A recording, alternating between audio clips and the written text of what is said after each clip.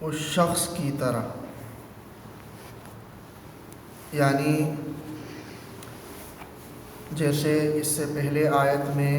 کا آغاز اس طرح ہوا تھا، الم ترى، کیا آپ نے نہیں دیکھا اس شخص کو جس نے ابراہیم علیہ السلام سے مباحثہ کیا، یا آپ نے نہیں دیکھا اس شخص کو مر علی قریۃ، جو گزرا ایک بستی سے، وہی خاویۃ، جب کہ وہ بستی گری ہوئی تھی، علی عروشہا، اپنے چھتوں پر، یعنی اس بستی کے گھر اپنے چھتوں پر گرے ہوئے تھے، کہ ان گھروں کے پہلے چھت گر گئے تھے اور اس کے بعد ان کی دیواریں گر گئی تھی۔ تو اس شخص کی حالت آپ نے معلوم نہیں کی جو ایک بستی پر گزرا اس حال میں کہ اس بستی کے گھر اپنے چھتوں پر گرے ہوئے تھے۔ وہ بستی ویران ہو چکی تھی اور وہاں کے بسنے والے کسی حادثے کا شکار ہو چکے تھے۔ یہ کون سی بستی ہے اور یہ کون سے لوگ تھے اور جو شخص گزرا ہے یہ کون تھا، اس حوالے سے کوئی مستند روایت نہیں،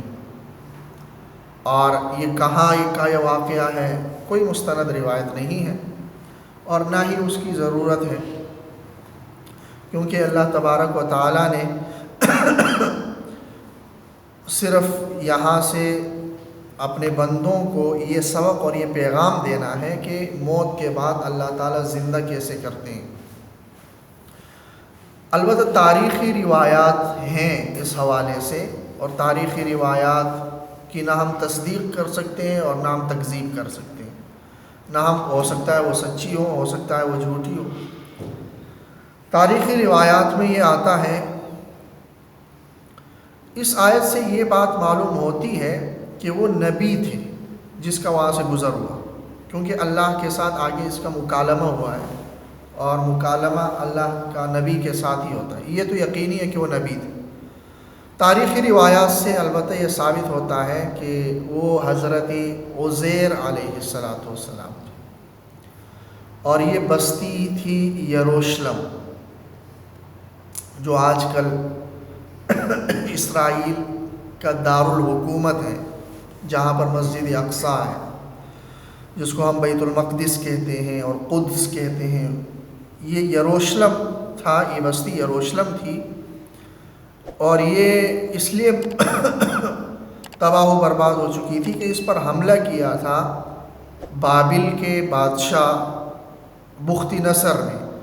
اور یہ 586 قبل مسیح کا واقعہ ہے،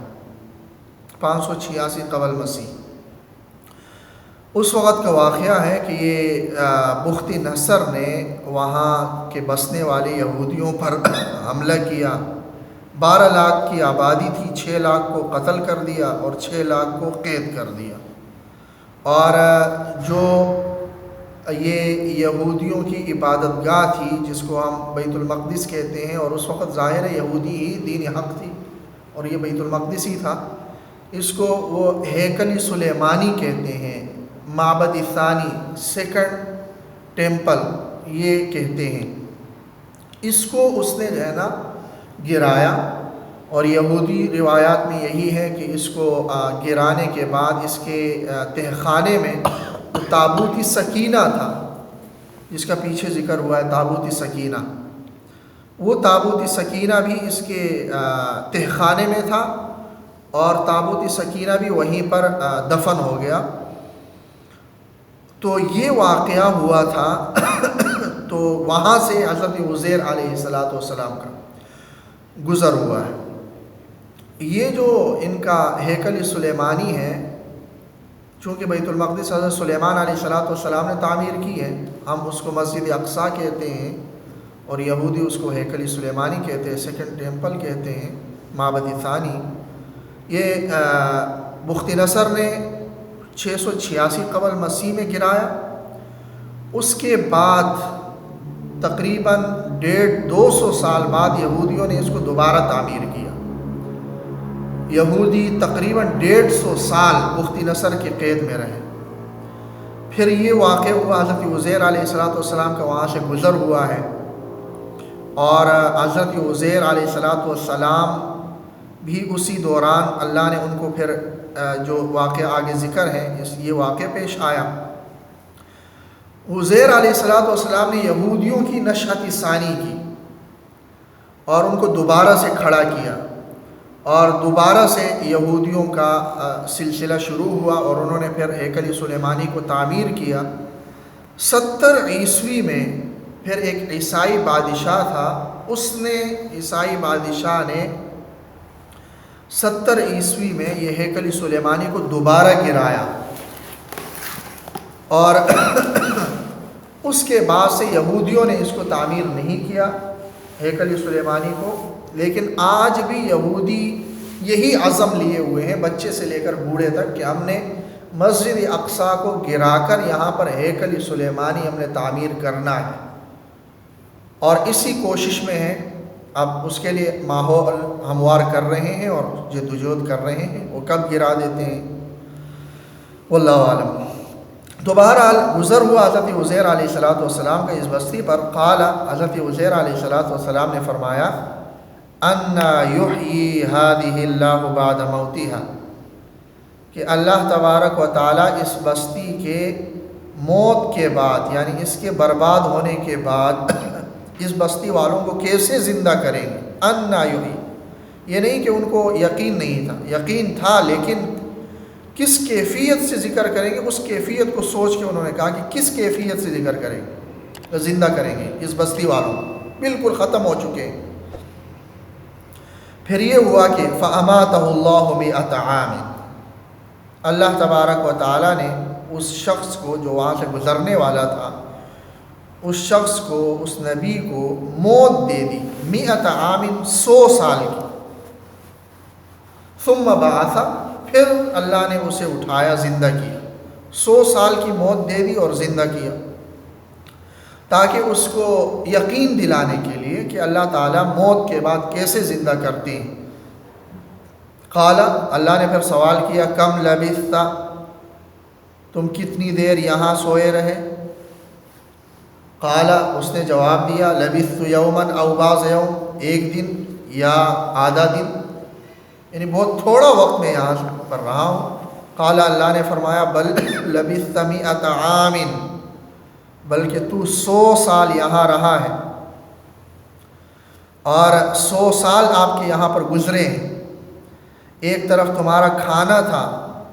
وہ کھانا تو بالکل سڑا نہیں ہے، دوسری طرف تمہارا گدھا تھا، اس گدھے کو دیکھو کہ جو بالکل ریزہ ریزہ ہو چکا ہے، اس کی ہڈیاں تک وہ ریزہ ریزہ ہو چکی ہے۔ تو فانظر الی طعامک، اپنے کھانے کی طرف دیکھو، و شرابک، اپنے پینے کی طرف دیکھو، لم یتسنہ، جو سڑا نہیں ہے، گل سڑ نہیں گیا، بالکل تازہ ہی ہے، جیسے تھا ویسا ہی تھا۔ لیکن دوسری طرف وانظر الی حمارک، یہ بھی اللہ کی قدرت تھی کہ 100 سال تک وہ کھانا بالکل تر و تازہ ہی رکھا اللہ نے، سڑنے نہیں دیا۔ لیکن دوسری طرف کھانا تو سڑا نہیں، دوسری طرف اپنے گدھے کو دیکھو، وانظر الی حمارک، اپنے گدھے کو دیکھو کہ وہ بالکل ریزہ ریزہ ہو چکا ہے۔ یہ سب کچھ ہم نے اس لیے کیا، تمہیں 100 سال تک یہاں موت دی، پھر زندہ کیا، اور یہ کھانا بالکل تر و تازہ ہے، گدھا بالکل ریزہ ریزہ ہو چکا ہے۔ وَلِنَجْعَلَكَ آیَةً لِلنَّاسِ، تاکہ ہم آپ کو لوگوں کے لیے نشانی بنا دیں، کہ اس زمانے کے لوگوں کے لیے بھی نشانی ہو کہ 100 سال کے بعد وہ اپنے رشتہ دار سے، اس زمانے میں عمریں لمبی لمبی ہوتی تھی، وہ دیکھیں۔ اور وانظر الی العظام، ہڈیوں کی طرف دیکھو، یعنی جو گدھے کی ہڈیاں بالکل ریزہ ریزہ ہو چکی تھی، اس کی طرف ذرا دیکھو، کیف ننشزھا، کہ ہم وہ ہڈیاں کیسے جوڑتے ہیں، ثم نکسوھا لحما، پھر اس پر کیسے گوشت چڑھاتے ہیں، پہناتے ہیں، پھر اس پر کیسے گوشت پہناتے ہیں، ذرا اس کی طرف دیکھو۔ فلما تبین لہ، پھر جب اس نبی کے سامنے یہ بات اچھی طرح واضح ہو گئی، کھل گئی کہ ہاں اللہ اس طرح زندہ کرتے ہیں کہ مجھے 100 سال تک مارے رکھا اور میرے جسم کو کچھ بھی نہیں ہوا، مجھے زندہ کر دیا، 100 سال تک کھانے کو کچھ بھی نہیں ہوا، اور گدھا بالکل ریزہ ریزہ ہو چکا ہے اور اس کی ہڈیاں جمع کر دی، اللہ نے اس پر گوشت بھی چڑھا لیا، اس کے سامنے ہی کر لیا اللہ نے۔ تو فلما تبین لہ، جب اس کے سامنے یہ بات واضح ہو گئی اچھی طرح، قال، تو اس نے کہا، عالم، میں یقین رکھتا ہوں، ان اللہ علی کل شیء قدیر، کہ بے شک اللہ تبارک و تعالی، اس کو عین الیقین کہتے ہیں، کہ حق الیقین تو اسے حاصل تھا کہ اللہ کیسے زندہ کریں گے، اس کو وہ حق مانتا تھا، یہ نہیں کہ اللہ کی قدرت پر اسے کوئی شک تھا۔ لیکن ایک ہوتا ہے عین الیقین، آنکھوں دیکھا حال،